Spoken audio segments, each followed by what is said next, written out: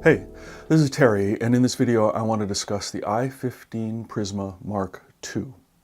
Now, this video could be quite brief in that there's really only one change or one difference between the original i15 Prisma and the i15 Prisma MK2, and that is the DAC chip. In the original design, we used an AKM chip, but because of the AKM chip factory fire that occurred over a year ago and burned for 3 days, we knew that there would be no longer any of these chips available for what is arguably the most popular model Primare has ever produced.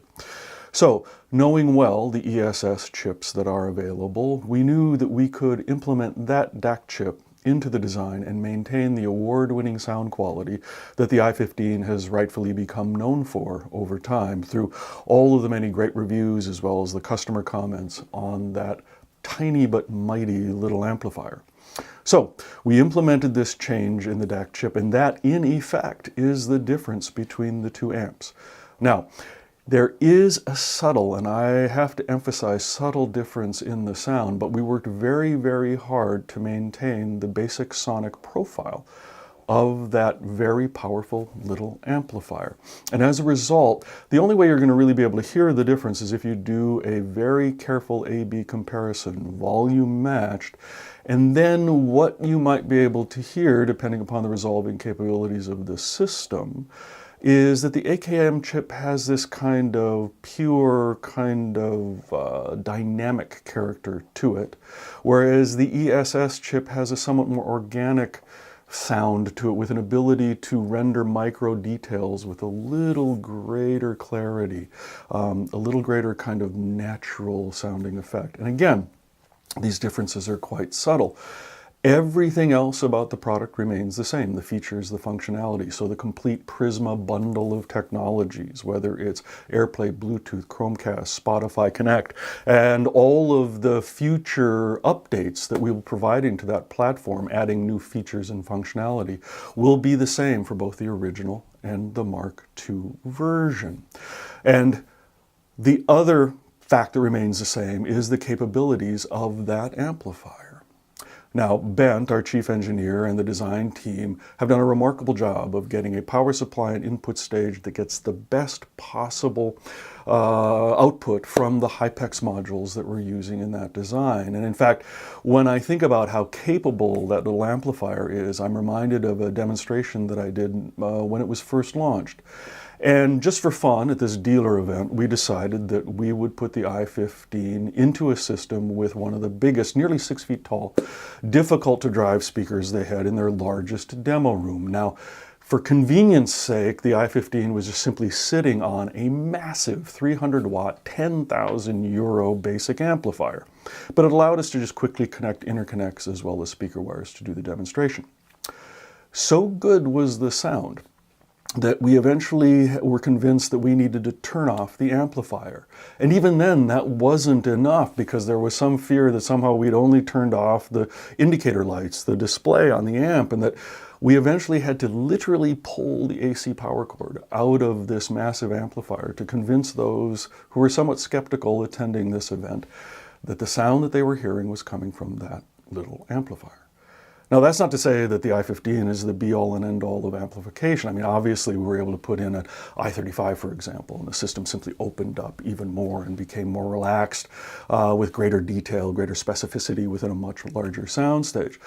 In fact, one of the things that we've done in occasion where we have a more appropriate system, a smaller room as most of us will have, more compact speakers and the like, that we'll do a demonstration where we'll play the i35, and then we'll play the i15.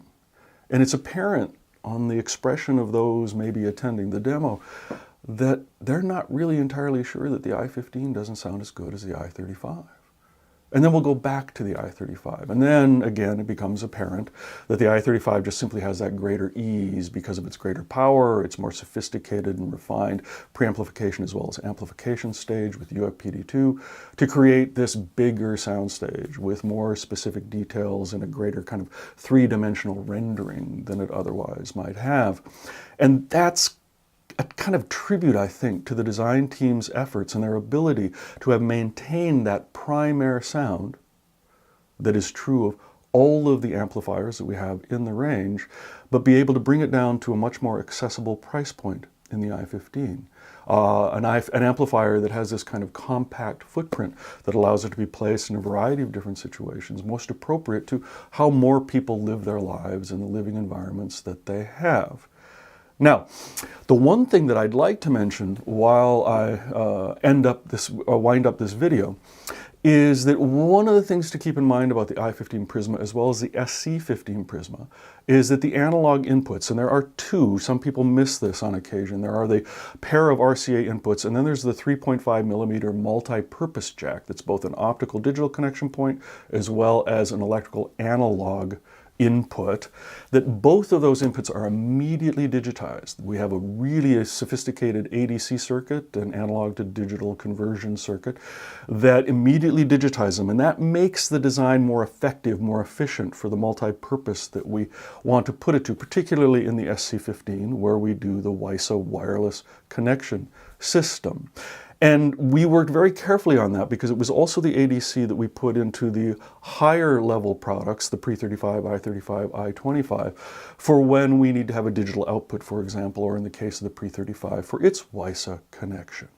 So all of those other amplifiers, preamplifiers, it is an analog throughput all the way. It's only in the i15 and the C15 that we have this analog to digital conversion. Now, we're pleased that the vast majority of reviewers who've listened to this analog input have commented on how great it sounds. And again, it allows for greater effectiveness and efficiency in the design, in part because these models, the i15 Prisma, i15 Prisma Mark II now, and the SC15 Prisma, were really designed for digitally centered systems, for systems focused more on digital playback, digital sources.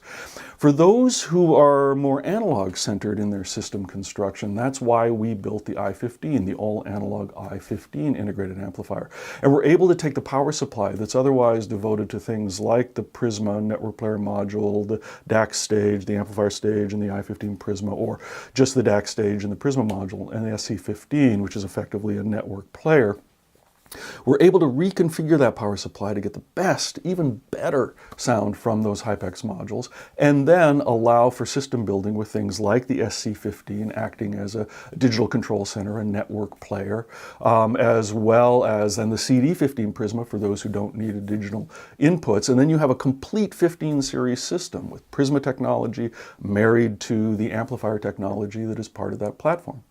For someone who has a digitally oriented system, you can use the i15 Prisma Mark II. You add the R15 moving magnet moving coil phono stage and say the DD15 CD transport. And there again, you have a complete system offering great flexibility in being able to play back virtually any source that you might have to a remarkable level.